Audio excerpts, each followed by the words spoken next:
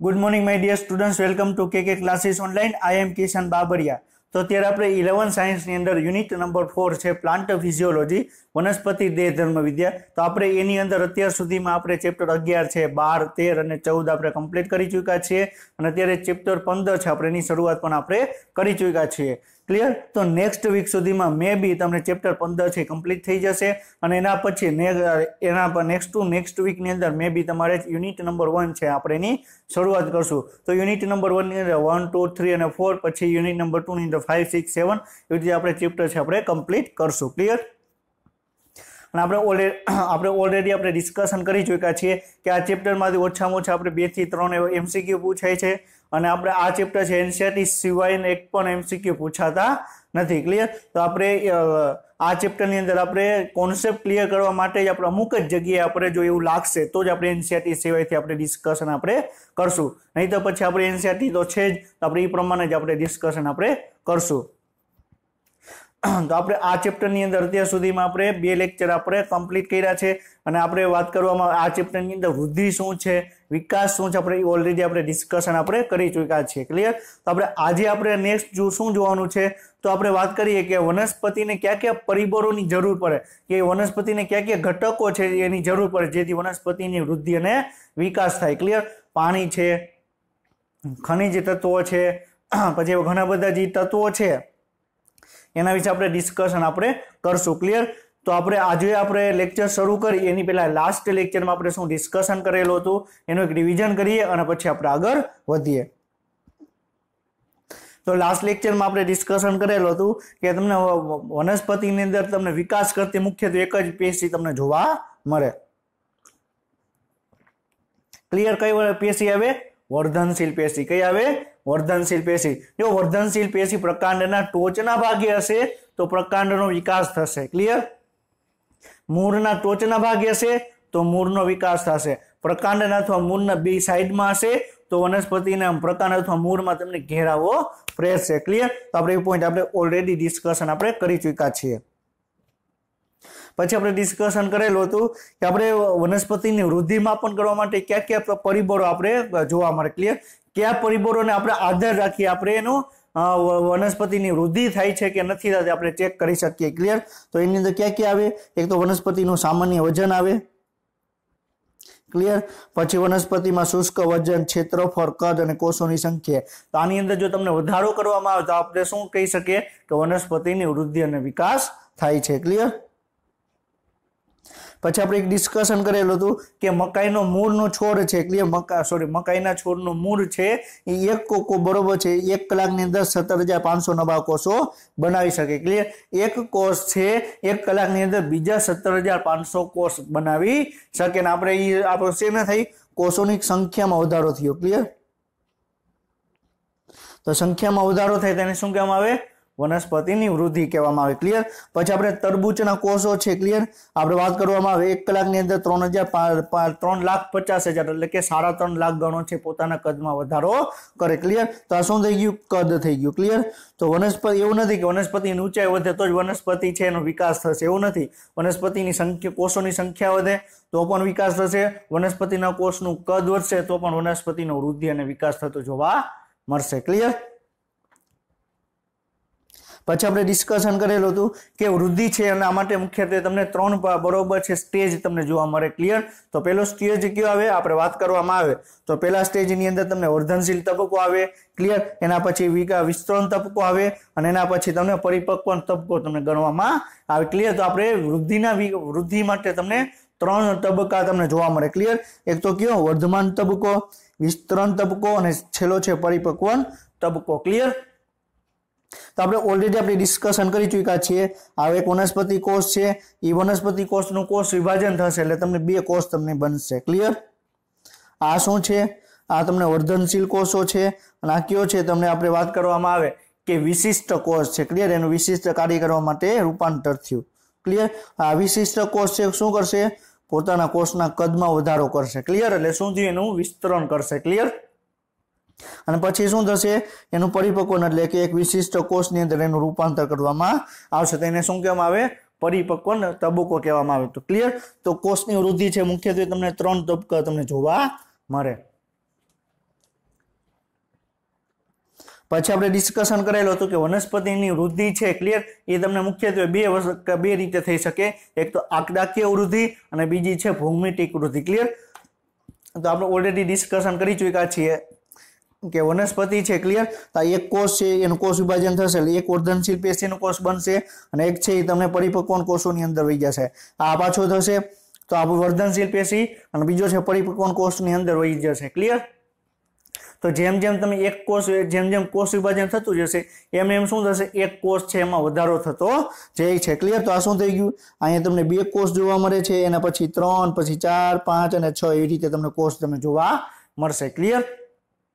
એ કઈ થઈ, આંકડાકીય વૃદ્ધિ। તો જે વનસ્પતિની ઊંચાઈમાં વધારો થાય છે અને જ્યાં ટૂંકમાં વર્ધનશીલ પેશી આવેલી છે ત્યાં તમને આંકડાકીય વૃદ્ધિ થતી તમને જોવા મળશે। બીજી કઈ છે, ભૌમિતિક વૃદ્ધિ ક્લિયર। તો એમાં અંદર તમને શું જોવા મળે, 2 માંથી 4, 4 માંથી 8, 8 માંથી 16, 16 માંથી 32, 32 માંથી 64 ક્લિયર, 64 માંથી 128। આમાં શું થાય છે, કોષોની સંખ્યા ડાયરેક્ટ ડબલ થાય છે ક્લિયર।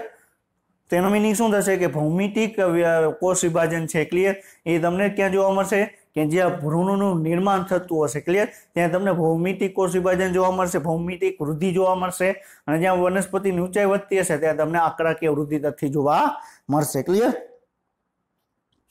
પછી શું કે છે કે આંકડાકીય વૃદ્ધિમાં સમસૂત્ર વિભાજન કે સમવિભાજન અનુસરીને બાળકોષ સતત વિભાજન પામે છે ક્લિયર, જ્યારે બાકીને વિભેદન અને પરિપક્વ પામે છે। તો એક કોષ શું કરશે, સતત વિભાજન પામશે, બીજા કોષ છે એ વિભેદનમાં રૂપાંતર પામશે ક્લિયર। તો એક કોષમાંથી 2 કોષ બનશે તો 2 કોષ બન્યા એમાંથી એક કોષ છે એનું પરિપક્વ થશે એટલે એનું વિભેદન થશે અને જે બીજો કોષ છે એ તમને આગળ તમને બરોબર છે કોષ વિભાજનમાં ભાગ લેશે ક્લિયર। તો આંકડાકીય વૃદ્ધિની સરળ અભિવ્યક્તિને ઉદાહરણ તરીકે આપણે સતત દર વિસ્તરણ પામતા મૂળમાં જોઈ શકીએ ક્લિયર। તો આપણે આકૃતિ 15.5 માં આપણે આલેખ પણ જોયેલો હતો કે જેમ જેમ તમે બરોબર આગળ વધશો તો તમને આલેખ કેવો મળશે, સીધો તમને મળશે ક્લિયર। આપણે એક એક્ઝામ્પલ લઈ લે તમને ખ્યાલ આવે ક્લિયર। એક આ આલેખ છે ક્લિયર, આપણે જે ગ્રીન કલરનો છે એ આપણો આલેખ છે ક્લિયર। તો અહીંયા શું થઈ ગયું, અહીંયા 1 થઈ ગયો, આ 2 બરોબર, 1 આ 2 ને 3 ક્લિયર। અહીંયા શું થઈ ગયા, 1 2 અને 3 ક્લિયર। હવે તમે શું કરવાનું, જ્યાં 1 અને 1 ભેગો થાય છે ને એક ટપકું ડ્રો કરવાનું ક્લિયર। તો અહીંયા ભેગો થયો, અહીંયા એક ટપકું ડ્રો કર્યું, અહીંયા 2 ભેગા થયા તો અહીંયા ટપકું ડ્રો કર્યું, અહીંયા 3 ભેગા થયા તો અહીંયા ટપકું ડ્રો કર્યું। હવે તમે આમ સીધી રેખા કરશો તો શું થશે, રેખા મારી ક્લિયર। તો શું થયું, તમને આલેખ તમને રેખીય આલેખ તમને ક્યારે મળશે કે જ્યારે વનસ્પતિની વૃદ્ધિની જો વાત કરવામાં આવે જેમ જેમ સમય વધતો જશે એમ તેમ એની જોડે જોડે તમને વનસ્પતિની ઊંચાઈ અથવા વનસ્પતિની વૃદ્ધિ થતી જોવા મળશે ક્લિયર, ત્યારે તમને રેખીય આલેખ તમને જોવા મળશે। હવે આપણે આ પોઈન્ટ સુધી આપણે ઓલરેડી લાસ્ટ લેક્ચરમાં આપણે ડિસ્કશન આપણે કરી ચૂક્યા છીએ। તો આપણે આ લેક્ચર આપણે આજે હવે આપણે નેક્સ્ટ નવો પોઈન્ટ આપણે જોવાનો છે ક્લિયર। તો શું કે છે, જેમાં અંગની લંબાઈ અને સમય વિરુદ્ધ આલેખ દર્શાવેલા છે। આપણે આગળના આલેખની વાત કરી ક્લિયર, એમાં શું કે છે કે વનસ્પતિની લંબાઈ છે અને સમય, એનો સમય હજી વનસ્પતિનું અંગ છે ક્લિયર એની વિરુદ્ધ તમે સમયનો આલેખ તમને દર્શાવેલો છે ક્લિયર। તો આપણે અહીં શું હતું, એક્સ અક્ષ હતી અને આ તમને વાય અક્ષ જોવા મળે ક્લિયર। તો વાય અક્ષ વિરુદ્ધ તમને એક્સ અક્ષનો તમને આલેખ જોવા મળે। તો વાય અક્ષ ઉપર શું છે, વનસ્પતિની વૃદ્ધિ છે અને એક્સ અક્ષ ઉપર શું છે, બરોબર છે સમય છે ક્લિયર। તો વાય અક્ષ વર્સિસ બરોબર છે એક્સ અક્ષ એટલે શું થશે કે વનસ્પતિની વૃદ્ધિ વિરુદ્ધ સમયનો આલેખ તમે ડ્રો કરવામાં આવે તો તમને રેખીય આલેખ તમને જોવા મળશે ક્લિયર, જેના પરિણામ સ્વરૂપ રેખીય વક્ર મળે છે। અને આપણે ગાણિતિક રીતે આ રજૂ કરી શકીએ, LT બરાબર L0 plus RT, very very very IMP formula છે ક્લિયર, કે જ્યારે વનસ્પતિની વૃદ્ધિ રેખીય વૃદ્ધિ દર્શાવતો ફોર્મ્યુલા કઈ છે, વનસ્પતિની રેખીય વૃદ્ધિ દર્શાવતી ફોર્મ્યુલા કઈ છે, સૂત્ર કયું છે ક્લિયર। તો તમને ખ્યાલ હોવો જોઈએ કે સૂત્ર કયું આવે, બરોબર છે LT બરાબર L0 પ્લસ R અને T ક્લિયર। RT એટલે શું થશે, ગુણાકારમાં છે ક્લિયર। તો શું થશે, આપણે અહીં વાત કરીએ LT એટલે શું થશે, T સમય લંબાઈ, નીચે T આવ્યો છે તો એનો મીનિંગ શું થશે કે T સમય એની લંબાઈ, માની લો કે 5 મિનિટ થઈ ક્લિયર, માની લો કે જે 5 બરોબર છે 5 PM છે ક્લિયર। તો વનસ્પતિની ઊંચાઈ માની લો કે 6.2 છે બરોબર છે, માની લો કે 6 મીટર છે, 5 આપણે 5 મીટર લખી ક્લિયર। 5 વાગે બરોબર છે એની ઊંચાઈ કેટલી છે 5 મીટર। ક્લિયર। હવે શું થયું, બીજા દિવસના 5 PM। ક્લિયર। તો શું થઈ ગયું, ત્યારે વનસ્પતિની ઊંચાઈ કેટલી છે 5.2 મીટર। તો એનો મિનિંગ શું થશે કે બરોબર છે 5 PM થી 5 PM એટલે 24 કલાક થઈ, તો 24 કલાકની અંદર વનસ્પતિની ઊંચાઈ છે તમને 0.2 મીટરનો વધારો થયો, એટલે કે 200 સેન્ટીમીટરનો વધારો થયો। ક્લિયર। તો શું થઈ ગયું બરોબર, તો 5 બરોબર છે ટી એટલે શું કે આ સમયે વનસ્પતિની ઊંચાઈ કેટલી હતી। ક્લિયર। પછી L0 એટલે કે શૂન્ય સમયે। ક્લિયર। આજ માની લો કે આપણે વાત કરીએ, આ છે આપણે 24/5। ક્લિયર।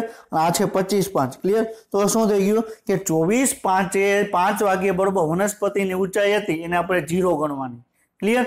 પછી 25/5 એ વનસ્પતિની જે ઊંચાઈ છે ક્લિયર 5 વાગે એને ઊંચાઈ ગણવાની, તો કેટલો થશે 200 સેન્ટીમીટરનો તમને તફાવત જોવા મળે। તો L0 બરોબર L0 0 થશે બરોબર। LT એટલે શું થશે 200 સેન્ટીમીટર।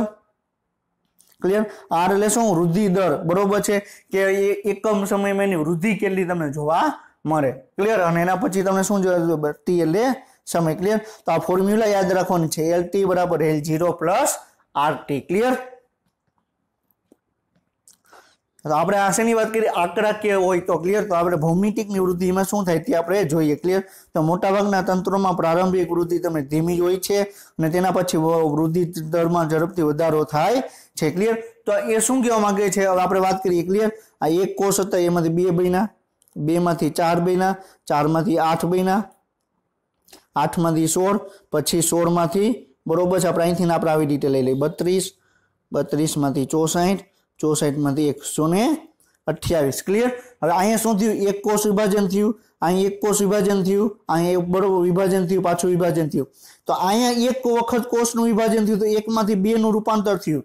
જ્યારે શરૂઆતમાં શું થયું, શરૂઆતમાં એક જ કોષ હતો। ક્લિયર। એનું કોષ વિભાજન થયું તો કેટલું શું થયું 2 કોષ બન્યા। ક્લિયર। હવે અહીંયા કેટલા છે 32 કોષ છે। ક્લિયર। હવે અહીંયા એક કોષમાંથી 2 કોષ બનવા માટે જેટલો સમય લાગ્યો હતો, કોષ વિભાજનમાં જેટલો સમય લાગ્યો હતો એટલો જ સમય લાગશે 32 માંથી 64 થતા। ક્લિયર। તો શું થયું ઝડપથી વધારો થયો। માની લો કે અહીં 1 કલાકની અંદર એક કોષમાંથી 2 કોષ બન્યા, 1 કલાકની અંદર એક કોષમાંથી 2 કોષ બન્યા। ક્લિયર। હવે અહીંયા 1 કલાકની અંદર 32 માંથી ડાયરેક્ટ કેટલા બન્યા 64, તો ડબલ રેટ થઈ ગયો। ક્લિયર। તો શું થશે વનસ્પતિની વૃદ્ધિ છે તમને આગળ જશે તેમ તેમ તમને વધતી તમને જોવા મળશે। ક્લિયર। તો શરૂઆતમાં એની વનસ્પતિની વૃદ્ધિ ધીમે ધીમે હશે, કોષ વિભાજન ધીમે ધીમે થતું હશે, જેમ જેમ સમય વધશે વનસ્પતિની વૃદ્ધિ થતી જશે અને તમે કોષ વિભાજન પણ તમને ઝડપથી જોવા મળશે। ક્લિયર। અહીંયા બંને સંતતિ કોષ વિભાજન અનુસરે છે। ક્લિયર। તે સતત વિભાજન પામે છે। ક્લિયર। વિભાજન પામવાની ક્ષમતા જાળવે છે અને જો સીમિત પોષણની પ્રાપ્તિ તેના કારણે વૃદ્ધિ ધીમી પડે છે અને સ્થાયી તબક્કા તરફ આગળ વધે છે। એટલે શું કે છે, હવે માની લો કે બરોબર છે આ એક કોષ છે, હવે એક કોષમાંથી એને બરોબર છે 2 લાખ કોષ બન્યા। માની લો બરોબર છે એક મીડિયમ છે, એક માધ્યમ છે, એની અંદર એક કોષને રાખવામાં આવ્યો। ક્લિયર। હવે ઈ કોષ છે 2 લાખ કોષનું નિર્માણ કર્યું। હવે 2 લાખ કોષનું નિર્માણ કર્યું તો આ 2 લાખ કોષ એક વખત વિભાજન પામશે, કેટલા કોષનું નિર્માણ કરશે 4 લાખ કોષનું નિર્માણ કરશે। ક્લિયર। આ 4 લાખ કોષોનું નિર્માણ કરવા માટે એક કોષ વિભાજનની જરૂર પડે। ક્લિયર। હવે કોષ વિભાજન પામવા માટે તમારે બરોબર બધે ઘટકોની જરૂર તો પડશે ને, પ્રોટીન છે, એમિનો એસિડ છે, ક્લિયર, કાર્બોદિત છે, બધા ઘટકોની જરૂર તો પડશે ને। ક્લિયર। હવે માધ્યમની અંદર ઘટક જ નથી। આપણે ખ્યાલ છે કે કોષ વિભાજન પામવા માટે શું જરૂરી છે, ડીએનએ નું સંયોજન જરૂરી છે। તો ડીએનએ ક્યારે બનશે, જો તમને ન્યુક્લિક એસિડનું નિર્માણ ક્યારે થશે કે જ્યારે તમને ફોસ્ફરસ અવેલેબલ હશે ત્યારે। ક્લિયર। કાર્બોદિત અવેલેબલ હશે ત્યારે। ક્લિયર। પછી તમને આપણે પ્યુરિન પેરિમિડિન બરોબર છે નાઇટ્રોજન બેઝ અવેલેબલ હશે ત્યારે તમને ન્યુક્લિક એસિડ બરોબર આખા ડીએનએ નું નિર્માણ થશે। હવે ડીએનએ નું નિર્માણ થયા પછી શું કરશે, ડીએનએ નું સંયોજન કરવા માટેના ઉત્સેચકોની જરૂર પડશે। તો ઉત્સેચકોનું નિર્માણ કરવા માટે શું કરવું પડે, તો પ્રોટીનનું નિર્માણ કરવું પડે। ક્લિયર। હવે માધ્યમની અંદર પ્રોટીન જ નથી તો ઉત્સેચકો નહીં બને, ઉત્સેચકો નહીં બને તો શું થશે, ડીએનએ નું સંયોજન નહીં થાય। ક્લિયર। ડીએનએ નું સંયોજન નહીં થાય તો શું થશે, આ જે 2 લાખ કોષ છે એ 4 લાખ કોષની અંદર રૂપાંતર નહીં પામી શકે। ક્લિયર। તો સમય શું આવશે बरोबर शुं थशे के जेवो तमने माध्यमनी अंदर जेटला पण घटको हता पोषक तत्वो हता ई पूरा थई गया तो कोषनुं कोष विभाजन नहीं थाय। हवे कोषनुं कोष विभाजन नहीं थाय तो शुं थशे वनस्पतिनी वृद्धि थशे के नहीं थाय वनस्पतिनी वृद्धि छे ई नहीं थाय तो वनस्पतिनी वृद्धि अटकी जशे। वनस्पतिने फरीथी वृद्धि करवी तो शुं करवुं पड़े बहारथी एने पोषण आपणे आपवुं पड़े क्लियर। तो ज्यां सुधी पोषण अवेलेबल हशे त्यां सुधी कोष विभाजन थशे अने त्यां सुधी वनस्पतिनी वृद्धि थती जोवा मळशे क्लियर। तो आनो आलेख तमने केवो जोवा मळशे यस आलेख तमने जोवा मळे क्लियर। आ समय छे क्लियर आ वनस्पतिनी वृद्धिनो बतावे छे ए वाय अक्ष उपर क्लियर। हवे धीरे धीरे बरोबर छे बरोबर छे आ रीते थशे। एक समय एवो आवशे के एनी पासे पोषक तत्व नथी तो शुं थशे वनस्पति कोष छे विभाजन पामी शकशे नहीं। तो तमने आ एक आलेख थई गयो एस बधुं थई गयो त्यां शुं कहेवामां आवे सिग्मोइड वक्र कहेवामां आवे क्लियर। जो हमने समय विरुद्ध विरुद्ध मापदंड आलेख दौड़ीए तो आपने एक विशिष्ट सिग्मोइड एक्स वक्रનું તમને આલેખ મળે ક્લિયર। તો હમણાં આપણે આગળની ઇમેજમાં આપણે નેક્સ્ટ સ્લાઇડની અંદર આપણે પણ ડિસ્કશન આપણે કરશું ક્લિયર।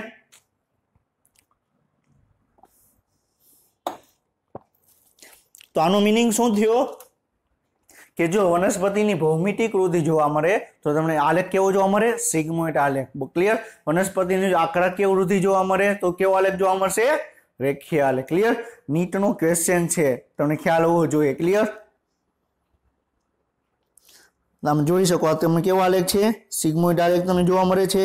આ ધીમે બરોબર સમય થઈ ગયો આ બરોબર વજન થઈ ગયું ક્લિયર। તો આવી રીતે જેમ જેમ સમય જશે એમ એમ શું થશે કોષ વિભાજન થશે ને એક સમય આવશે કે જ્યાં બરોબર શું થશે પોષક તત્વો નહીં તો કોષ વિભાજન થવાનું અટકી જશે ક્લિયર। હવે આ વક્ર છે પ્રાકૃતિક પર્યાવરણમાં વિકાસ પામતા બધા જ સજીવોની લાક્ષણિકતા છે ક્લિયર। તો હવે તમે વિચાર કરો કે એસ આલેખ છે ક્લિયર। હવે આપણે વાત કરીએ કે આપણે આંકડાકીય વૃદ્ધિ ક્લિયર તો એમાં તમને સતત અને સતત તમને કેવો આલેખ જોવા મળતો હતો રેખીય આલેખ જોવા મળતો હતો।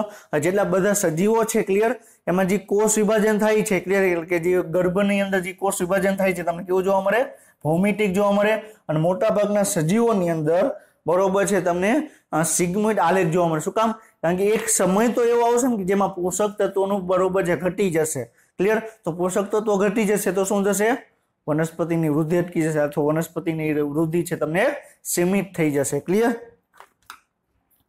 આ દરેક વનસ્પતિના કોષો પેશીઓ અને અંગો માટે આદર્શરૂપ છે ક્લિયર। શું તમે આવા અન્ય વધારે ઉદાહરણો તમે વિચારી શકો આના સિવાય તમે કઈ ઉદાહરણ વિચારી શકો તો તમે જો વિચારવામાં આવે ક્લિયર તો તમને યાદ આવે તમારે ટેક્સ્ટ બુક તમારે એક બુકમાં તમારે લખી નાખવાના। તો ઋતુકીય પ્રવૃત્તિ દર્શાવતી એક વૃક્ષમાં તમે કેવા પ્રકારની વક્રની આખે બરોબર અપેક્ષા કરી શકશો ક્લિયર। હવે તો જે આપણે વાત કરવામાં આવે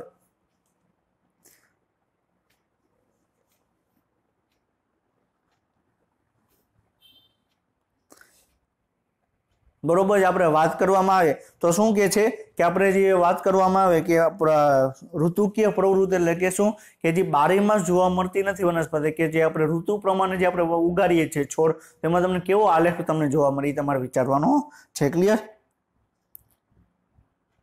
તો અહીં એક વેરી ઇમ્પોર્ટન્ટ છે W1 બરાબર W0 W1 બરાબર શું થશે W0 ERT ક્લિયર। આ તમારી ફોર્મ્યુલા છે ક્લિયર। હવે આપણે આ ફોર્મ્યુલા શું કહેવા માંગીએ છે શેના માટેની ફોર્મ્યુલા છે આપણે જોઈએ તો આપણે જે આગળની ફોર્મ્યુલા જોઈતી બરોબર છે RT બરાબર બરોબર જે ફોર્મ્યુલા આપણે ડિસ્કશન કરી હતી એ કઈ ફોર્મ્યુલા હતી આંકડાકીય વૃદ્ધિ દર્શાવતી ફોર્મ્યુલા તમને જોવા મળી હતી। હવે જે આ ફોર્મ્યુલા છે કઈ છે ભૌમિતિક વૃદ્ધિ દર્શાવતી જે છે ક્લિયર એ તમને એની ફોર્મ્યુલા તમને જોવા મળે। તો W1 એટલે શું થશે અંતિમ કદ ક્લિયર કે અંતિમ સમય જે આપણે માની લે કે આપણે 2 દિવસનો આપણે સમયગાળો લીધો તો 2 દિવસ પછી વનસ્પતિનું જે કદ હતું એ તમને W1 W0 એટલે શું કે એનું પ્રારંભિક કદ ક્લિયર।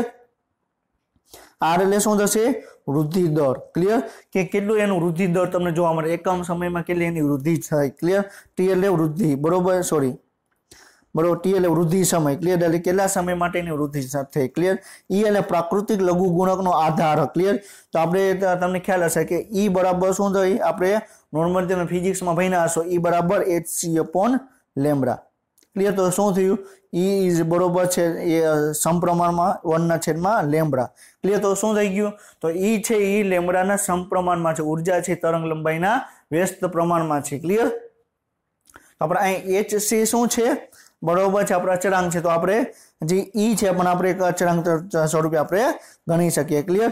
તો R એક સાપેક્ષ વૃદ્ધિ દર છે અને વનસ્પતિની ક્ષમતાનું માપન પણ છે જેના દ્વારા નવા વનસ્પતિ દ્રવ્ય ઉત્પન્ન થાય છે। ક્લિયર।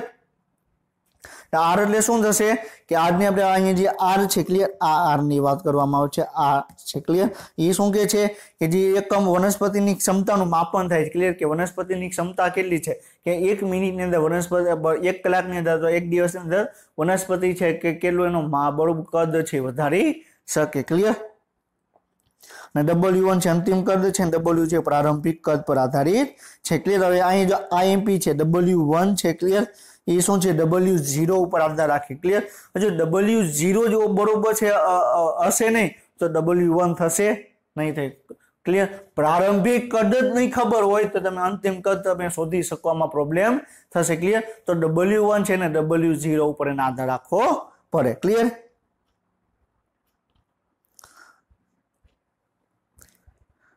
હવે શું કહે છે હવે આપણે આગળનું આપણે ફોર્મ્યુલા આપણે ડિસ્કશન કરી કે W1 બરાબર અને W0 ક્લિયર। તો એ સમજતા પહેલા આપણે સાપેક્ષ વૃદ્ધિ છે આપણે સરખામણી આપણે કરીએ ક્લિયર। એ W1 શું છે W0 શું છે આપણે હમણાં આપણે ફરીથી આપણે એ પોઈન્ટ ઉપર ડિસ્કશન કરશું ક્લિયર। તો આપણે શું કહે છે કે જૈવિક તંત્રની વૃદ્ધિ માત્રાત્મક તુલનામાં બે રીતે કરી શકીએ ક્લિયર। તો આપણે વૃદ્ધિ છે ક્લિયર આપણે કોઈ પણ વનસ્પતિની આપણે વૃદ્ધિ ચેક કરવી હોય ક્લિયર તો માત્રાત્મક રીતે આપણે બે રીતે કરી શકીએ ક્લિયર। આપણે એ સમજતા પહેલા એક એક્ઝામ્પલ લઈએ ક્લિયર। હવે અત્યારે તમે 11 સાયન્સની અંદર છો ક્લિયર, અત્યારે તમારી એક્ઝામ લેવાઈ ગઈ ક્લિયર। હવે તમને એક્ઝામની અંદર આપણે જોઈએ ક્લિયર તો તમે એક્ઝામ ક્લિયર કરી તમારે 90% તમારે રિઝલ્ટ આવ્યું, તમારું રિઝલ્ટ કેટલું આવ્યું 90% તમારું રિઝલ્ટ આવ્યું ક્લિયર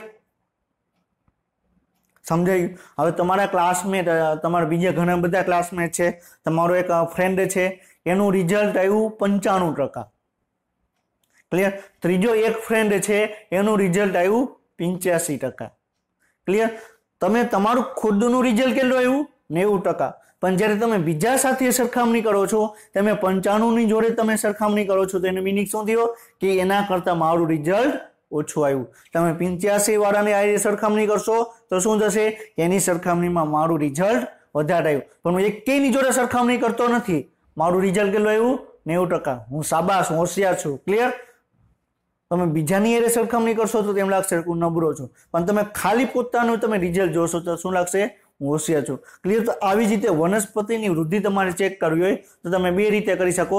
એક જ વનસ્પતિની તમારે લંબાઈ અથવા ઊંચાઈ જેના આધારે તમે વનસ્પતિની વૃદ્ધિનું માપન કરવાના હોય એ જ બરોબર છે એનું ગણવાનું। બીજું શું સાપેક્ષ વૃદ્ધિ ક્લિયર, એક વનસ્પતિ છે ક્લિયર એની વૃદ્ધિ આવડી થઈ તો બીજી વનસ્પતિની વૃદ્ધિ એટલી થઈ તો એક વનસ્પતિની બીજી વનસ્પતિ જોડેની સાપેક્ષ સરખામણી કરી ત્યારે આપણને ખ્યાલ આવ્યો કે આ વનસ્પતિની વૃદ્ધિ ધીમી છે કે ઝડપી છે ક્લિયર। તો આ પોઈન્ટ એ જ અહીંયા તમને કહેવા માંગે છે ક્લિયર। પ્રતિ એકમ સમયની કુલ વૃદ્ધિની તુલનાને નિરપેક્ષ વૃદ્ધિ કહેવામાં આવે। નિરપેક્ષ વૃદ્ધિ એટલે શું તમે સરખામણી કરી નહીં ક્લિયર, એ વનસ્પતિની તમે વૃદ્ધિનું તમે માપન કર્યું ક્લિયર, તેનો શું કહેવામાં આવે નિરપેક્ષ વૃદ્ધિ ક્લિયર। આપેલ તંત્રની પ્રતિ એકમ સમય થતી વૃદ્ધિના સામાન્ય આધાર દ્વારા અભિવ્યક્ત કરવામાં આવતી વૃદ્ધિ ક્લિયર આને શું કહેવામાં આવે સાપેક્ષ વૃદ્ધિ ક્લિયર। તમે એની સરખામણી કરી બીજી વનસ્પતિ જોડે બીજા બાળક જોડે તમે સરખામણી કરી ક્લિયર તેને શું કહેવામાં આવે સાપેક્ષ વૃદ્ધિ કહેવામાં આવે ક્લિયર। તો ઉદાહરણ તરીકે પ્રતિ એકમ પ્રારંભિક માપદંડને સાપેક્ષ વૃદ્ધિ કહેવામાં આવે ક્લિયર। તો આપણે આગળની એક ઇમેજ જોશો એટલે તમને આખા તમને ખ્યાલ આવી જશે કે આપણે આ પોઈન્ટથી આપણે શું કામ ડિસ્કશન આપણે કરીએ છીએ ક્લિયર। હવે તમને એનસીઈઆરટીમાં એક ઇમેજ આપેલી છે ક્લિયર, ઇમેજ તમે જોઈ લો એમાં તમને બે ઇમેજ આપેલી છે, એક એ ઇમેજ છે અને બીજી છે બી ઇમેજ ક્લિયર। આ એ અને આ બી ક્લિયર। હવે પેલા આપણે એ ફિગર છે એનું વનસ્પતિનું પર્ણ આપેલું છે એના ઉપર આપણે ડિસ્કશન કરીએ ક્લિયર। વનસ્પતિનું પર્ણનું બરોબર કેવડું છે आ वनस्पतिनुं पर्ण केवडुं छे 5 सेंटीमीटर बरोबर। एनुं क्षेत्रफळ केटलुं छे 5 सेंटीमीटर स्क्वेर बरोबर है। 5 सेंटीमीटर नो वर्ग एनुं क्षेत्रफळ छे। तो वनस्पतिनुं लंबाई पहोळाई बरोबर बधुं गणो એટલે તમને કેટલું જોવા મળશે 5 સેન્ટીમીટર। ક્લિયર। આપણે અહીં જોઈ આ એ છે। ક્લિયર। હવે માની લો કે 5 બરોબર આપણે માની લઈએ કે આપણે સવારના 10 વાગે આપણે જોયું તો વનસ્પતિનું પર્ણનું ક્ષેત્રફળ કેટલું હતું 5 સેન્ટીમીટર સ્ક્વેર। ક્લિયર। હવે આપણે સવારના 10 વાગે આપણે ડિસ્કશન જોયું વનસ્પતિનું આપણે ક્ષેત્રફળમાં આપ્યું તો કેટલું થયું 5 સેન્ટીમીટર સ્ક્વેર। ક્લિયર। હવે તમે સાંજના તમે 4 વાગે બરોબર 4 PM વાગે તમે જોવો છો તો વનસ્પતિનું તમે પર્ણ જોશો તો 10 સેન્ટીમીટર સ્ક્વેર થઈ ગયું। કેટલું થઈ ગયું 10 સેન્ટીમીટર। તો આનો મીનિંગ શું કે તમે 10 વાગ્યે તમે વનસ્પતિનું પર્ણ જોયું હતું તો 5 સેન્ટીમીટરનું હતું। 6 કલાક પછી વનસ્પતિનું ઈ જ પર્ણ તમે જોયું તો 10 સેન્ટીમીટર ક્ષેત્રફળ ધરાવતું એનું પર્ણ જોયું થયું। ક્લિયર। આનો મીનિંગ શું કે વનસ્પતિના ક્ષેત્રફળમાં ડબલ વધારો થયો। કેટલો વધારો થયો વનસ્પતિના ક્ષેત્રફળમાં 5 સેન્ટીમીટર હતું એની જગ્યાએ કેટલું થયું 10 સેન્ટીમીટર થઈ ગયું। ક્લિયર। આ કેટલો થઈ ગયો ડબલ વધારો થયો ક્ષેત્રફળમાં। क्लियर। આપણે બી ઇમેજ જોઈએ। હવે બી ઇમેજમાં શું થયું 10 વાગે વનસ્પતિનું પર્ણ તમે લીધું તો 50 સેન્ટીમીટરનું હતું। 50 સેન્ટીમીટર ક્ષેત્રફળ ધરાવતું વનસ્પતિનું પર્ણ હતું। હવે તમે 6 કલાક પછી તમે જોયું એટલે કે 4 વાગે તમે જોયું તો 55 સેન્ટીમીટરનું બરોબર ક્ષેત્રફળ થયું। શું થયું 50 સેન્ટીમીટર હતું बराबर। 6 कलाक पछी जोयुं तो तमे क्षेत्रफळमां केटलो वधारो थयो 5 सेंटीमीटर એટલે 55 सेंटीमीटर थयो। क्लियर। तो अहीं 50% नो अहीं बरोबर अहीं मानी लઈએ के अहीं शुं थयुं 100% नो वधारो थयो અને અહીંયા શું થયું 50 માં તમે 5 નો વધારો થયો। ક્લિયર। તો આપણે માની લઈએ કે 10% નો વધારો થયો। 10% ની આજુબાજુ આવે એટલે 10% નો વધારો થયો। તો તમે એ ઇમેજ જોવો છો એમાં શું થયું 6 કલાકની અંદર 100% વનસ્પતિના ક્ષેત્રફળમાં વધારો થયો। क्लियर। જ્યારે વનસ્પતિ બી છે બરોબર બી પર્ણ છે એમાં બરોબર છે તમને કેટલો વધારો થયો 10% નો વધારો થયો। આ એક વસ્તુ સમજાઈ ગઈ। બીજા પોઈન્ટ ઓફ વ્યૂ થી તમે જુઓ તો એ ફિગર છે એમાં 6 કલાકમાં વનસ્પતિના ક્ષેત્રફળમાં 5 સેન્ટીમીટરનો વધારો થયો। સોરી 5 સેન્ટીમીટર સ્ક્વેરનો વધારો થયો। ક્લિયર। બી ફિગર છે એમાં 6 કલાકમાં 5 સેન્ટીમીટર સ્ક્વેરનો વધારો થયો। વનસ્પતિની વૃદ્ધિ સમાન જ છે। क्लियर। आने ए पर्ण छे एनी अंदर 5 सेंटीमीटर वर्गनो वधारो थयो। बी वनस्पतिनुं पर्ण छे एमांय 5 सेंटीमीटर वर्गनो वनस्पतिनी वृद्धि थई। बेमां 5 सेंटीमीटर वर्गनी ज वृद्धि थई।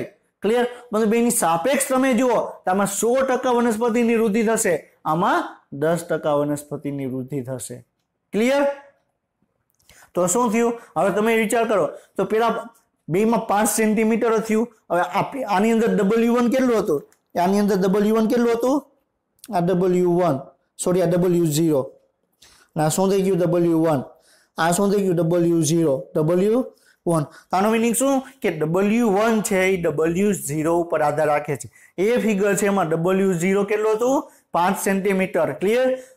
સમજાઈ ગયું। તો 5 સેન્ટીમીટર નો વધારો થયો तो वनस्पतिનું ક્ષેત્રફળ ડબલ થઈ ગયું। હવે બીજી વનસ્પતિનું પર્ણ છે એમાં W0 કેટલું હતું 50 સેન્ટીમીટર સ્ક્વેર હતું।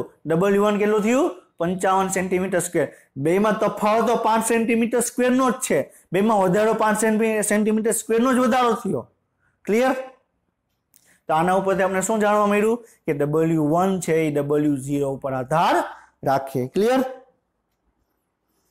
જ્યાં એ બરોબર છે એ અને બી વિવિધ કદના પર્ણ દોરેલા છે જે આપેલા સમયના વિસ્તારની નિરપેક્ષ વૃદ્ધિ થકી એ અને બી પર્ણ આપે છે। ક્લિયર। પણ તેમાંથી એકની સાપેક્ષ વૃદ્ધિ દર તમને વધારે છે ને એકનો બરોબર એકનો દર વધારે છે અને એકનો તમને દર ઓછો તમને જોવા મળશે। એનું રીઝન શું છે? ક્લિયર। તો એક બેમાં આપણે સાપેક્ષ વૃદ્ધિની આપણે સરખામણી કરી તો આપણે ખબર પડી કે વનસ્પતિનો વૃદ્ધિ દર છે એની અંદર વધારે છે અને બીની અંદર ઓછો છે। ક્લિયર। समझाई गયું।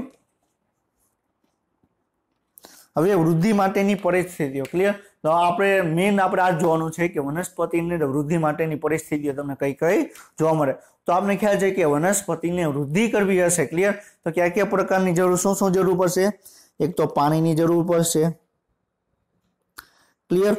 હવે તમને ખ્યાલ જ છે કે વનસ્પતિને જો પાણી નહીં આપવામાં આવે તો વનસ્પતિની વૃદ્ધિ નહીં થાય। શું કામ? કારણ કે વનસ્પતિને આ પાણી આપવામાં આવશે તો શું થશે?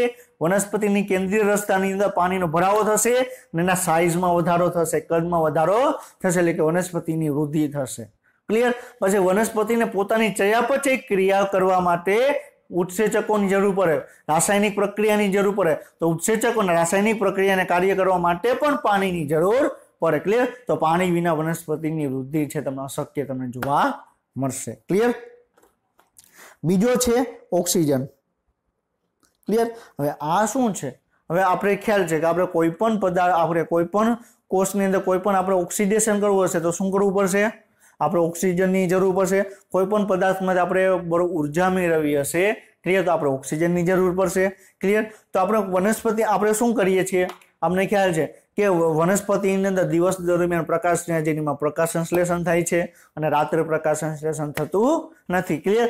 તો દિવસની હાજરીમાં પ્રકાશ સંશ્લેષણની ક્રિયા દરમિયાન બરોબર છે ઓક્સિજનનું નિર્માણ કરશે। હવે એ જ ઓક્સિજન છે બરોબર વનસ્પતિમાં પોતાના માટે ઉપયોગ કરશે કે બરોબર કોઈ પણ કોષની ચયાપચય ક્રિયા કરવા માટે એનું ઓક્સિડેશન કરશે ક્લિયર। માની લો કે કાર્બોદિતની જરૂર પડી તો કાર્બોદિતનું ઓક્સિડેશન કરશે, એમિનો એસિડની જરૂર પડી તો એનું ઓક્સિડેશન કરશે। તો જે પ્રકાશ સંશ્લેષણની ક્રિયા દરમિયાન જે ઓક્સિજન વપરાઈ ગયો હતો પ્રકાશ સંશ્લેષણની ક્રિયા દરમિયાન જે ઓક્સિજન ઉત્પન્ન થયો હતો એ ઓક્સિજન દિવસ દરમિયાન જ વપરાઈ જશે। તો રાત્રિ દરમિયાન શું કરશે વનસ્પતિ? વાતાવરણમાંથી ઓક્સિજન લેશે, પરંતુ એની સંખ્યા તમને બરોબર છે ઓછી જોવા મળશે। એટલે તમને ઘણી વખત તમને કીધું હશે કે રાત્રે તમારે બરોબર છે વૃક્ષ નીચે સૂવું નહીં। શું કામ? કે એ સમય બરોબર છે વાતાવરણમાંથી વૃક્ષ પણ બરોબર ઓક્સિજન લેતું હશે તો આપણે જે ઓક્સિજન લઈએ છીએ તો એમાં કમી આવી જશે અને તમને શ્વાસ લેવામાં પણ તમને તકલીફ પડે ક્લિયર। તો ઘણા વૃક્ષોની નીચે તમને સૂવાની તમને ના પાડશે ક્લિયર। આ એક થઈ ગયું। આ બીજું છે ખનિજ તત્વો।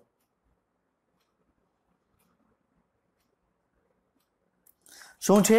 ખનિજ તત્વો। હવે તમને ખ્યાલ છે કે કોષની અંદર કોઈ પણ રાસાયણિક પ્રક્રિયા કરવી હશે ક્લિયર તેમાં તમારે ઘણા બધા ખનિજ તત્વોની જરૂર પડશે। તો આપણે હમણાં 14મા ચેપ્ટરની અંદર આપણે ડિસ્કશન આપણે કરેલો હતો કે બરોબર કાઇનેસ પ્રકારના જે ઉત્સેચકો છે ક્લિયર। આપણે ગ્લાયકોલિસિસ ડિસ્કશન કર્યું તેમાં તમને મેગ્નેશિયમ આયનની જરૂર પડેલી હતી ક્લિયર।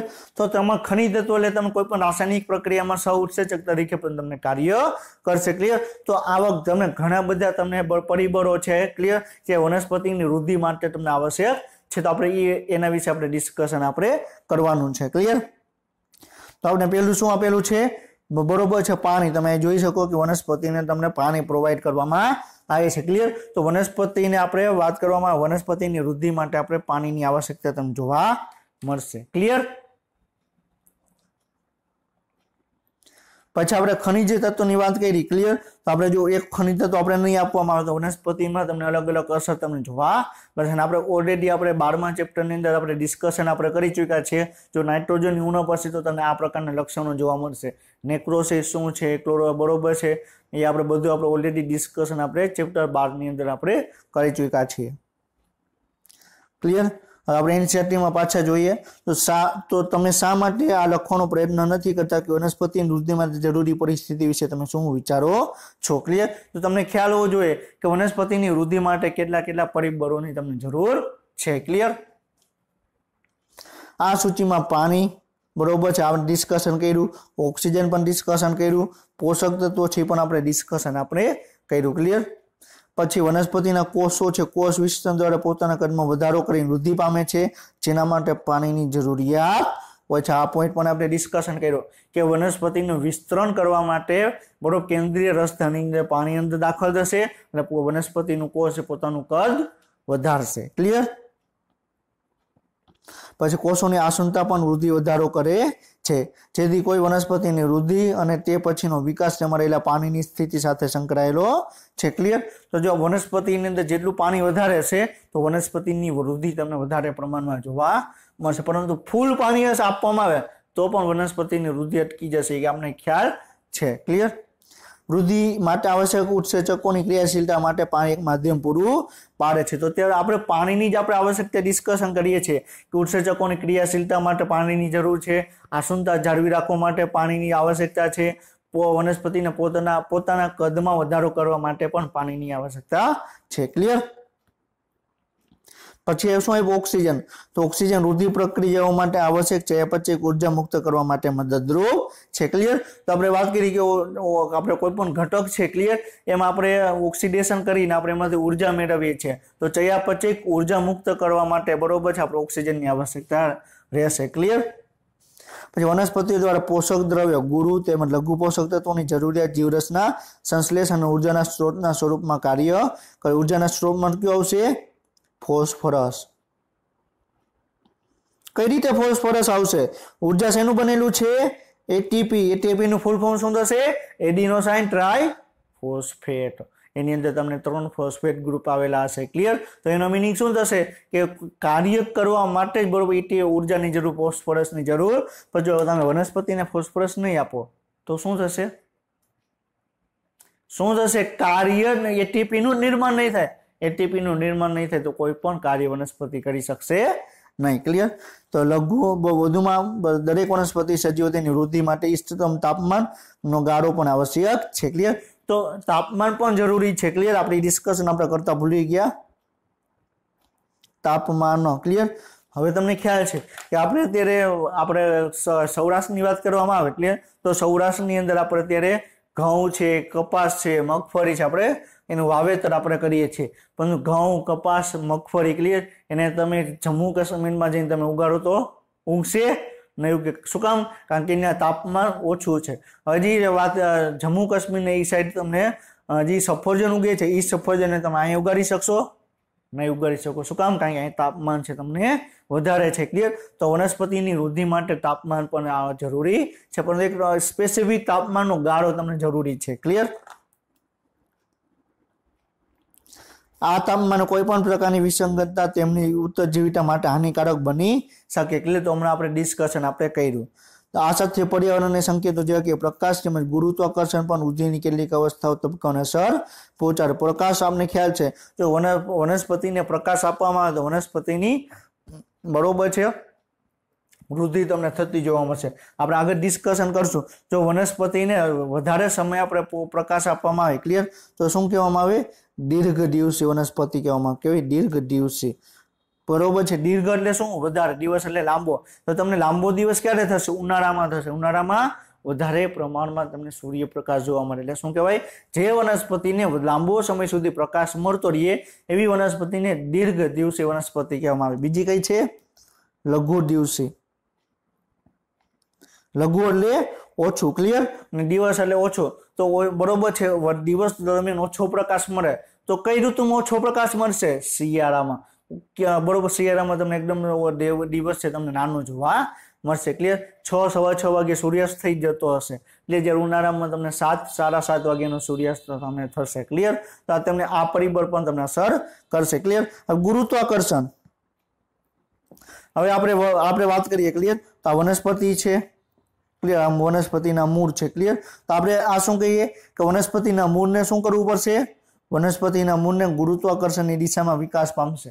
વનસ્પતિનો પ્રકાર છે ગુરુત્વાકર્ષણની વિરુદ્ધ દિશામાં વિકાસ પામશે। ક્લિયર। તેમાં ગુરુત્વાકર્ષણ પણ જવાબદાર છે। ક્લિયર। તો આપણે આ ઓલરેડી આપણે ઇનડાયરેક્ટલી આપણે ફિગર છે આપણે ઓલરેડી ડિસ્કશન આપણે કરી ચૂક્યા છીએ। ક્લિયર। આપણે એક વખત આપણે જરીક જોઈ લે એટલે તમને ખ્યાલ આવી જાય। ક્લિયર। તો શું થયું? આ એક વર્ધનશીલ કોષો છે। ક્લિયર। એમાં શું થયું? કોષ બરોબર છે, 2 કોષ બન્યા। બરોબર છે। શું થયું? કોષરસ બન્યા। આ તો પાછો વિભેદન વર્ધનશીલ કોષોની અંદર વહી જશે। જે બાકીનો હોય તેની કોષરસ વૃદ્ધિ થશે અને એનું વિભેદન થશે। એટલે વિભેદન થશે એટલે વિશિષ્ટ કાર્ય કરવા માટે રૂપાંતર થશે। ક્લિયર। તો શું થયું? વર્ધનશીલ કોષો છે એનું કોષરસ વૃદ્ધિ થઈ, બરોબર, એટલે એનું વિસ્તરણ થયું, એનું વિભેદન થયું એટલે વિશિષ્ટ કાર્ય કરવા માટે રૂપાંતર થયું છે, એટલે પુખ્ત કોષ બન્યો।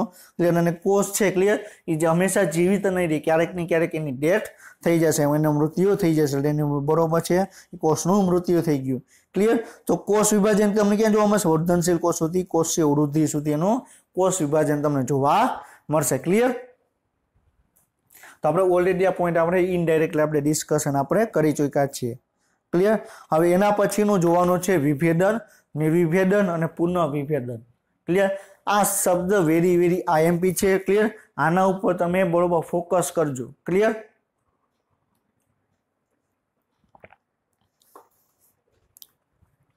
હવે કોન્સેપ્ટ કહું છું। ક્લિયર। કોન્સેપ્ટ મગજમાં યાદ રાખશો એટલે તમને આખે આખો તમને વિભેદન, નિર્વિભેદન અને પુનઃવિભેદન છે તમને ત્રણેય શબ્દ તમને સમજાઈ જશે। ક્લિયર। પહેલો શબ્દ તો તમને ખ્યાલ જ છે વિભેદન। ક્લિયર। તો આ શું થયું? આ એક વર્ધનશીલ કોષો છે, આ વર્ધનશીલ કોષો છે। ક્લિયર। એનું તમને શું થયું? એનું વિસ્તરણ થયું, એનું વિભેદન થયું એટલે શું થયું? વિશિષ્ટ કાર્ય કરવા માટે રૂપાંતર થયું। આને શું કહેવામાં આવે? વિભેદન કહેવામાં આવે। ક્લિયર। શું કહેવામાં આવે? વિભેદન। ક્લિયર। તો એક નાનું બરોબર છે, એક વર્ધનશીલ કોષો હતો, બરોબર। હવે વર્ધનશીલ કોષોનું વિશિષ્ટ કાર્ય કરવા માટે રૂપાંતર થયું। માની લો કે મૃદુતક કોષોનું નિર્માણ થયું, તો શું થઈ ગયું? મૃદુતક કોષની અંદર રૂપાંતર થયું।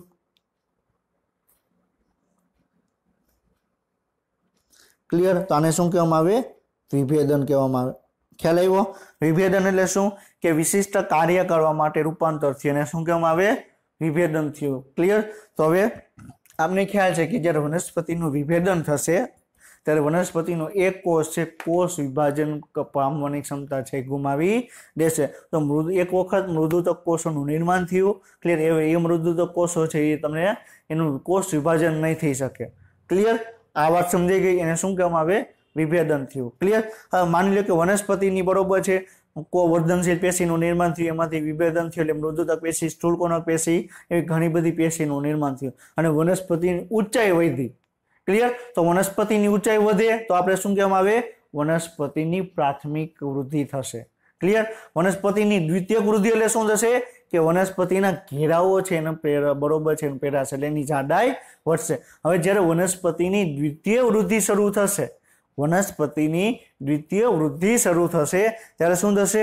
વર્ધનશીલ કોષો છે, ક્લિયર, એ એટલું બધું કાર્ય નહીં કરી શકે। વર્ધનશીલ કોષો છે, ક્લિયર, એ કોષ વિભાજન તો પામશે પરંતુ આપણે વનસ્પતિની જાડાઈ નહીં પ્રેરી શકે, વનસ્પતિનો ઘેરાવો છે, ક્લિયર, એ નહીં પ્રેરી શકે। તો વનસ્પતિનો ઘેરાવો પ્રેરવો હશે તો શું કરવું પડશે? જે વિભેદિત કોષો છે એને ફરીથી આપણે કોષ વિભાજન પામવાની આપણે ક્ષમતા આપણે આપવી પડે। કોષ વિભાજન પામવાની ક્ષમતા એને આપણે આપવી પડે। હવે મૃદુતક કોષો છે, ક્લિયર, મૃદુતક કોષોને બરોબર છે હવે શું થયું? મૃદુતક કોષો પાસે કોષ વિભાજન પામવાની ક્ષમતા આવી ગઈ। મૃદુતક કોષોમાંથી કોષ વિભાજન પામવાની ક્ષમતા આવી ગઈ। મૃદુતક કોષો છે, ક્લિયર, આ શેમાં રૂપાંતર થયું? મૃદુતક કોષોમાંથી વર્ધનશીલ પેશીમાં નિર્માણ થયું। ક્લિયર। તેને શું કહેવામાં આવે? નિર્વિભેદન। શું કહેવામાં આવે?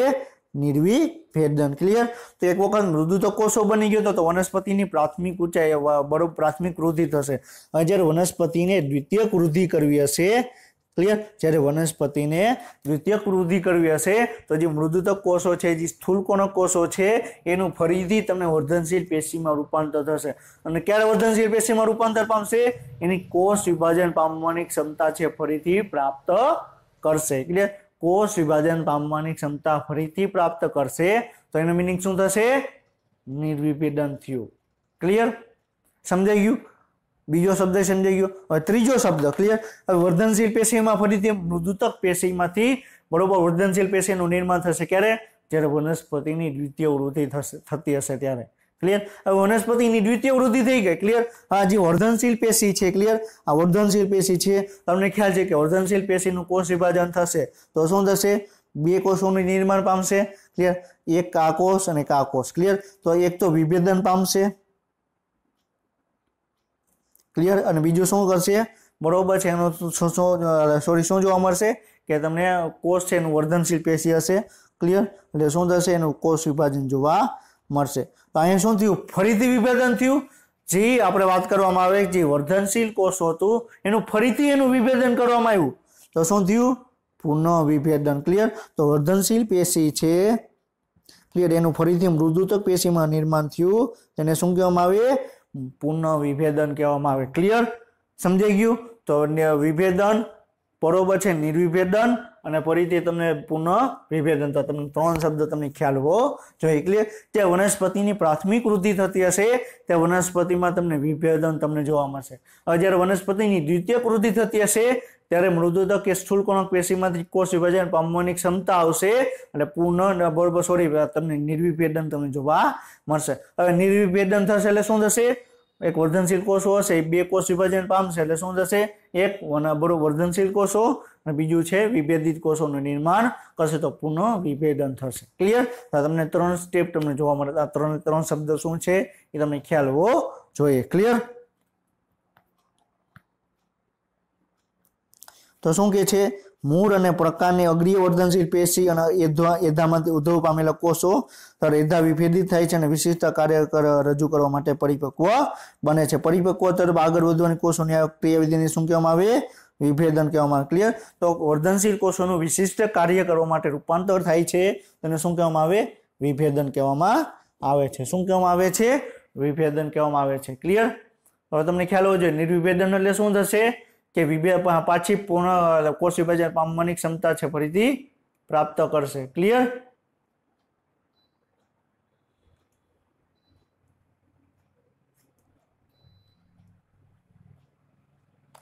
ક્લિયર? વિભેદન દરમિયાન કોષો કોષ દિવાલ તેમજ જીવરસ બંનેમાં કેટલાક વ્યાપક રચનાત્મક ફેરફારોથી પસાર થાય છે.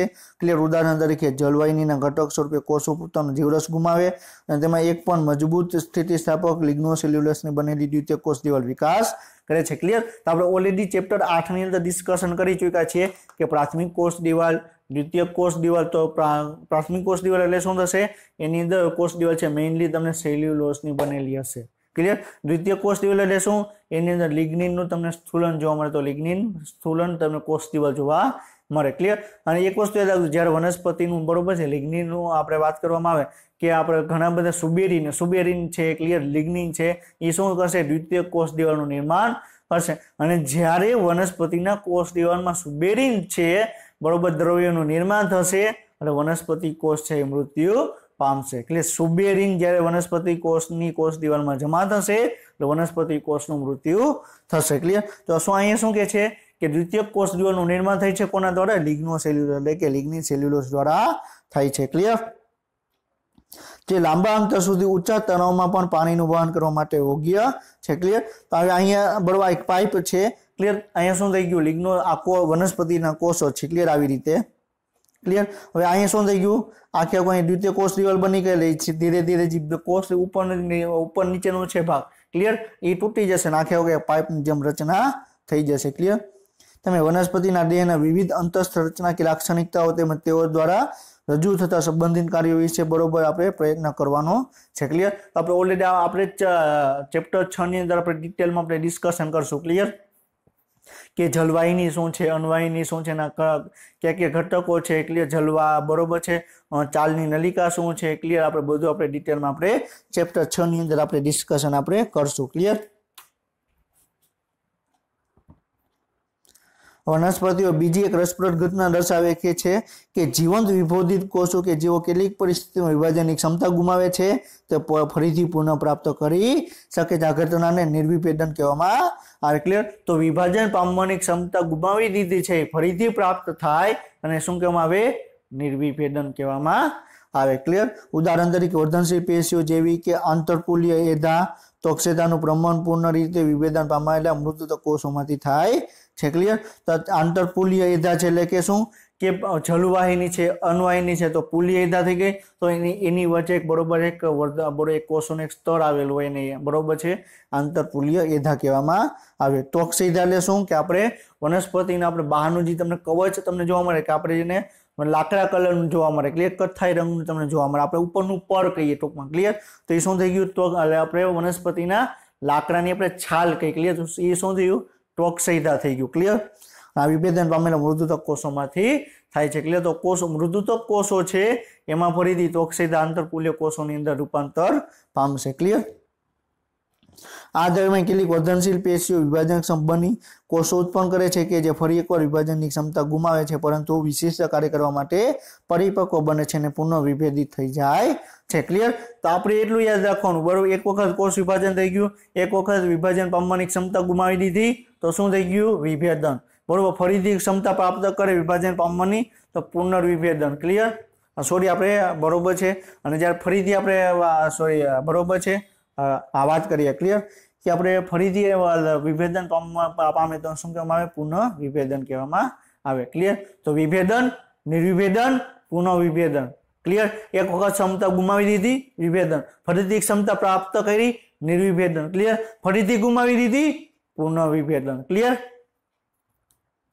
કોઈ કાસ્થમય દ્વિદળી વનસ્પતિમાં કેટલીક પેશીઓની નોંધ તૈયાર કરો કે જે પુનર્વિભેદનની નિપજ હોય। ક્લિયર? તો આપણે ચેપ્ટર 6 ભણ્યા પછી તમને ખ્યાલ આવે કે કઈ વનસ્પતિની અંદર ક્લિયર કે તમને આવી રીતે તમને વિભેદન, નિર્વિભેદન, તમને પુનઃવિભેદન જોવા મળશે। કઈ કયા સમયે તમને જોવા મળશે આપણે ચેપ્ટર 6 ની અંદર આપણે ખ્યાલ આવશે। ક્લિયર? તો આપણે ચેપ્ટર 6 ની અંદર આપણે ડિટેલમાં આપણે ડિસ્કશન આપણે કરશું। ક્લિયર? તમે ગાંઠનું વર્ણન તમે કઈ રીતે કરશો? ક્લિયર? તમે ઘણી વખત તમે જોયેલું હશે કે અમુક વનસ્પતિની ઉપર તમને ગાંઠનું નિર્માણ થઈ ગયું હશે। ક્લિયર? તો આપણે ગાંઠ એટલે શું થશે? આપણે બાયોલોજીની ભાષામાં કહીએ ક્લિયર તો ગાંઠ એટલે શું કે અનિયંત્રિત કોષ વિભાજન। ક્લિયર? શું થશે? અનિયંત્રિત કોષ વિભાજન। એક વસ્તુ યાદ રાખજો, શું થશે?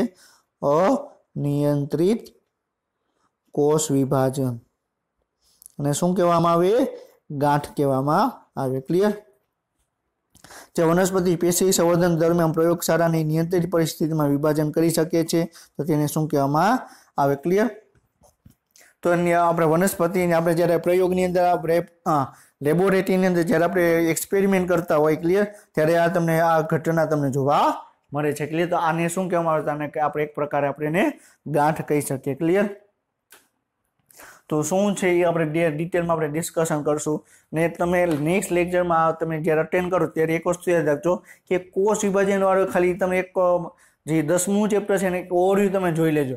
ડિટેલમાં આપણે જોતા નહીં કે કોષ વિભાજન કઈ રીતે જોવા મળે છે, એનો એક ઇન્ટ્રોડક્ટરી વાળો પાર્ટ તમે જોઈ લેજો કે G0 અવસ્થા શું છે, J1 અવસ્થા, M અવસ્થા, S અવસ્થા એ શું છે, ખાલી એક ઓવરવ્યૂ જોઈ લેજો એટલે તમને એના ઉપરથી બે ચેપ્ટર કનેક્ટ તમને કેવો ક્વેશ્ચન પૂછી શકે આપણે નેક્સ્ટ લેક્ચરમાં આપણે ડિસ્કશન કરશું। ક્લિયર? કે વનસ્પતિમાં આ સમય હોય ક્લિયર તો તમને કઈ વનસ્પતિ શું જોવા મળે આપણે નેક્સ્ટ લેક્ચરમાં એક ક્વેશ્ચન પણ આપણે ડિસ્કશન આપણે કરશું। ક્લિયર? તો વિભાગ 15.1 ને યાદ કરો અને આપણે જણાવ્યું કે વનસ્પતિની વૃદ્ધિ ઉન્નત કે સતત હોય છે એટલે કે અપરિમિત કે પરિમિત હોઈ શકે। આપણે ઓલરેડી આપણે ડિસ્કશન કરી ચૂક્યા છીએ કે વનસ્પતિ છે ક્લિયર કે તમને વનસ્પતિની વૃદ્ધિ હંમેશા તમને 2 પોઈન્ટમાં તમને જોવા મળશે। ક્લિયર? એક તો પ્રકાંડના ટોચના ભાગે ક્લિયર અને મૂળના ટોચના ભાગે તો વનસ્પતિની વૃદ્ધિ છે તમને પ્રાથમિક વૃદ્ધિ થશે। ક્લિયર? બે સાઈડમાં જોવા મળે તો વનસ્પતિની દ્વિતીયક વૃદ્ધિ તમને જોવા મળશે। ક્લિયર? હવે આપણે આ પોઈન્ટ થી આપણે કમ્પ્લીટ કરીએ છીએ તો નેક્સ્ટ લેક્ચરમાં આપણે નેક્સ્ટ પોઈન્ટ આપણે ડિસ્કશન આપણે કરશું। ક્લિયર? તો આપણે જોઈ લઈએ કે કયો પોઈન્ટ છે। ક્લિયર? તેના પછીનો નેક્સ્ટ પોઈન્ટ છે આપણે જોઈએ એટલે આ બે સ્લાઇડ છે પછી નેક્સ્ટ પોઈન્ટ જ આપણે ડિસ્કશન કરશું વિકાસ। ક્લિયર? હવે આપણે એમ કહી શકીએ કે વનસ્પતિઓ વિભેદન સતત હોય છે કારણ કે એક જ વર્ધમાન પેશી નિર્માણ પામેલા પેશી કે કોષો પરિપક્વ બની ભિન્ન સંરચનાઓ બનાવે છે। ક્લિયર? તો આપણે વાત કરીએ કે આ મનુષ્યની વાત કરીએ તો મનુષ્યનું શરીર છે ક્લિયર આપણે અબજો કોષોનું બનેલું છે। ક્લિયર? તો અબજો કોષો આવ્યા ક્યાંથી? જ્યારે શુક્રકોષ અને અંડકોષનું મિલન થયું ત્યારે એક કોષ બન્યો। ક્લિયર? આ એક કોષનું સતત કોષ વિભાજન થયું અને તમે અબજોની સંખ્યામાં કોષો બન્યા। ક્લિયર? તો એવી જ રીતે વનસ્પતિની અંદર કેવડી વનસ્પતિ છે તો એની અંદર અબજોની સંખ્યામાં કોષો હશે તો અબજોની સંખ્યામાં કોષો ક્યારે આવશે? એક કોષમાંથી બે માંથી જ્યારે રીતે કોષ વિભાજન થશે ત્યારે અબજોની સંખ્યામાં કોષ બનશે। કોષો કે પેશીનું અંતિમ પરિપક્વ સ્વરૂપ એ ક્યાં સ્થાન પામેલું છે તેના ઉપરથી નક્કી કરો। ક્લિયર? તો વર્ધનશીલ પેશી જ તમને ફાઇનલ તમે આખા વનસ્પતિનું તમને નિર્માણ કરશે। ક્લિયર? ઉદાહરણ તરીકે મૂળની અગ્રસ્ત વર્ધનશીલ પેશીથી દૂરસ્થ રહેલા કોષો મૂળટોપ કોષોમાં વિભેદન પામે છે। ક્લિયર? તો આ શું થઈ ગયું? આપણે ઓલરેડી આપણે ત્યારે 11મું ચેપ્ટર આપણે ડિસ્કશન કર્યું ત્યારે મૂળની રચના આપણે જોયેલી હતી। ક્લિયર? અહીં આપણે ડિસ્કશન કર્યું તો મૂળ ટોપ ક્લિયર આ શું જોવા મળે? મૂળ ટોપ જોવા મળે। પછી અહીં તમને વર્ધનશીલ કોષો જોવા મળે। ક્લિયર? પછી અહીં તમને એનું વિસ્તરણ થતું હતું તો વિસ્તરણ જોવા મળે। क्लियर। तो वर्धनशील कोषो छे क्लियर विस्तरण कोषोमां रूपांतर पामशे तो विस्तरण मोटा थशे एटले मूळने नीचेनी तरफ धक्को मारशे। क्लियर। જ્યારે તે પરિઘની તરફ ધકેલી દેવામાં આવે તો અધિસ્તર સ્વરૂપે પરિપક્વ પામે છે। ક્લિયર। તો ધીરે ધીરે વર્ધનશીલ પેશી છે ધીરે ધીરે અધિસ્તરમાં રૂપાંતર પામશે છેલ્લે છેલ્લે અંતઃસ્તરમાં રૂપાંતર પામશે। શું તમે સતત વિભેદન અન્ય કેટલાક ઉદાહરણો ઉમેરવા માંગો કે જે કોષોની સ્થિતિ અને વનસ્પતિના અંગોમાં તેના સ્થાન સંબંધિત હોઈ શકે। ક્લિયર। તો એવી કઈ વનસ્પતિના કયા કોષો છે કે વનસ્પતિના કયા અંગમાં સતત અને સતત વિભાજન પામ્યા રાખે। ક્લિયર। તો એ તમે ક્યાં છે તમારે ડિસ્કશન આપણે કરવાનું છે। ક્લિયર।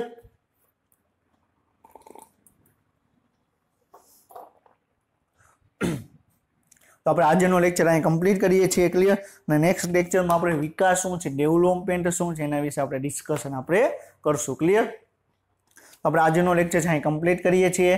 નેક્સ્ટ લેક્ચર સુધી વાંચતા રહેજો। All the best, best of luck. જય હિન્દ, જય ભારત।